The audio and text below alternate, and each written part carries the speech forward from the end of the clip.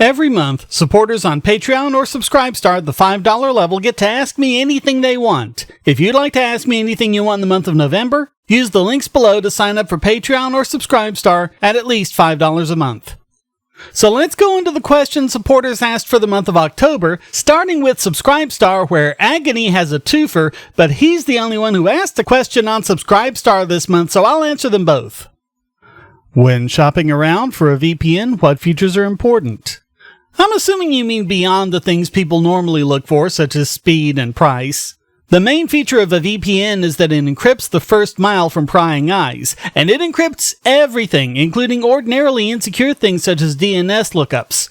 So you'll want to make sure the encryption is up to snuff, and that means supporting either SSTP or OpenVPN, preferably OpenVPN, and even better if they have their own custom app for multiple OSs that they keep up to date. If you're an especially paranoid sort, you'll want one with a kill switch, or a hard fail, meaning that if something goes wrong with a VPN connection, it'll just shut off your connection entirely instead of failing over to your normal, less secure internet connection.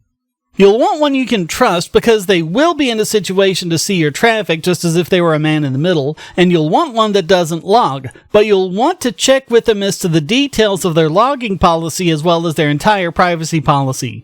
Do they store data temporarily for customer service purposes? What is and isn't logged?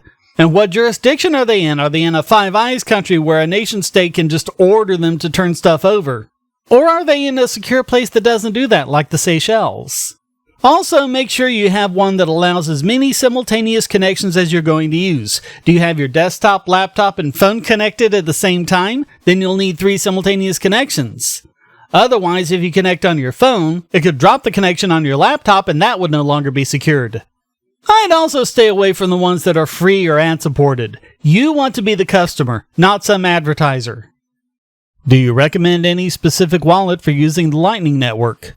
I don't recommend the Lightning Network. It's insecure, it's not trustless or permissionless, isn't at all private, and it basically doesn't work. And with the design they currently have, it doesn't look like it ever will, unless they do some pretty major redesign work. And it doesn't help that you're running on the BTC blockchain, which is slow and has pretty ridiculous transaction costs. As I write this, the average transaction fee is $1.11, and the average transaction time is about an hour.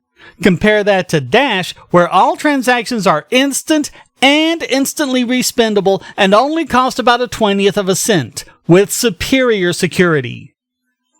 Okay, now over to Patreon, where Tomasz Urbański asks a long one. I'll let you read out the whole thing if you want, but he asks, what to do if political party that's growing into strength is the one which taxes energy, gives welfare to families, raises minimum wage, allows VAT returns on whitelisted companies only, makes you have a separate tax account, 25% food inflation, 300% increase in self-employment and other insurance, lots of other stuff. And when you ask people why they support them, you'll mostly hear, because they're not lefties.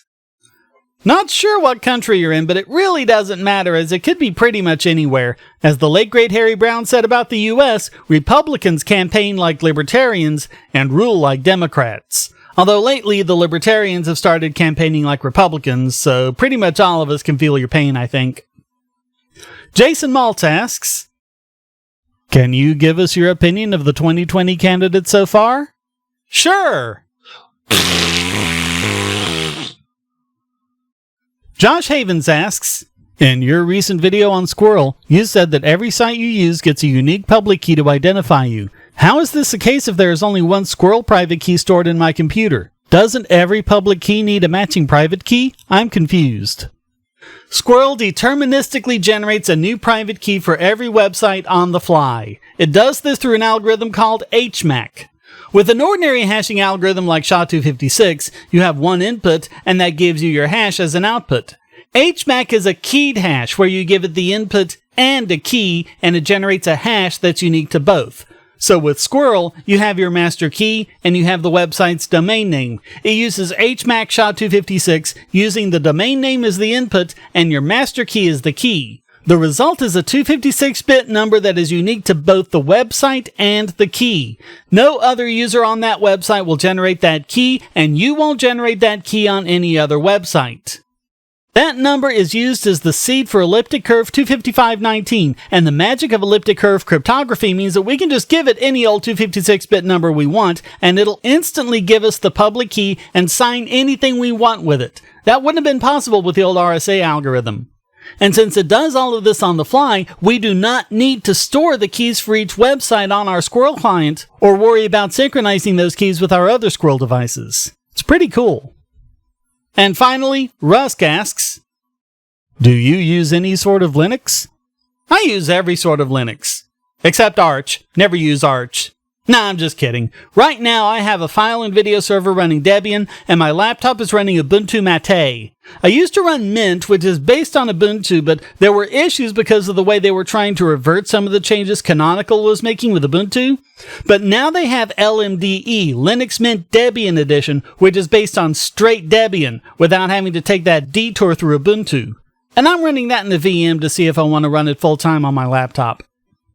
Okay, that's another month. Thanks for watching, and please support this channel by sharing this video because YouTube has been unfairly excluding independent creators like myself from their related videos and searches. You can also watch my videos directly at bittubers.com, which is always monetized, never censored. And I've been uploading some of them there a few hours early to encourage people. The site's still in beta, but it's improving all the time.